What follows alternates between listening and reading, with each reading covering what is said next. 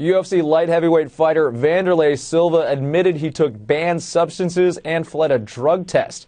I'm Kerry Chow, joined by ESPN MMA writer Brett Okamoto. Brett, Silva was taking diuretics. What's that do for a fighter? Well, typically when you see diuretics being used in combat sports, it's for one of two things. It's to quickly cut weight, because as you know, these guys are in weight categories. A lot of them do cut a tremendous amount of weight. Sometimes they have difficulties with it. Diuretics at the 11th hour can help them get down to a contracted weight, or they can mask PED use. They can do that in other sports as well. In combat sports, a fighter who's been taking steroids, performance-enhancing drugs, sometimes can mask that in a drug test by using a diuretic. One thing that diuretics are typically not prescribed for are wrist injuries, fractured wrist injuries, which is what Wanderlei Silva said he was taking them for. So it's yet to be seen what the Nevada Commission will do with that, but that was not a good excuse, I guess, for Wanderlei to say that he was using it for a bone injury, a diuretic. Brett, you mentioned not a great excuse from Silva. Are there any connections between Silva and PEDs?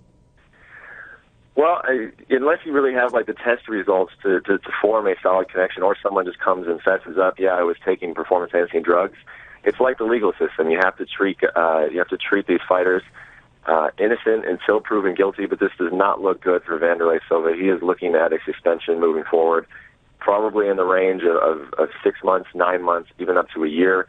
Again, this excuse that he gave is going to be very hard to verify when he gets back in front of the Nevada Commission. What happened this week was that Wanderlei just came out and gave some statements on what happened with that test. His sentence will then be set at a future hearing. I got to believe the Nevada Commission will suspend him again for at least 6 months, maybe up to a year. If he's suspended for at least 6 months, up to a year, what is his future in the sport after that? Yeah, he's not a spring chicken anymore. He's 37 years old. This guy has been through a lot of fights, so anytime you're looking at somebody like that, the word retirement starts to creep in, but I don't think Wanderlei Silva is going to retire. He's not going to retire off of a drug test, a skipped drug test, I guess is what you would call this.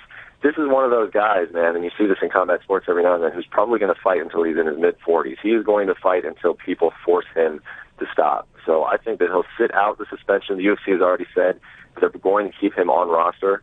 So I think he'll serve his suspension, then he'll come back, and we'll see him in the octagon again. That's ESPN MMA writer Brett Okamoto. Brett, thanks. Thanks, Gary. I'm Kerry Chow with your latest ESPN headline.